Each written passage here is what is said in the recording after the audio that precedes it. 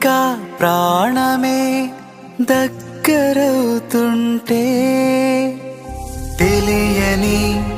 భావమేదో మనసులో తొంగి చూసి మౌనమే చెరిపి వేస్తుంటే మాటలై పలకరిస్తుంటే నిన్ను చూసి నన్ను చూసి చెప్పాలని అనిపిస్తుందే ఏమని గతము తిరిగి రాదని రేపు అన్నదే లేదని ఇప్పుడే నీకు నేనని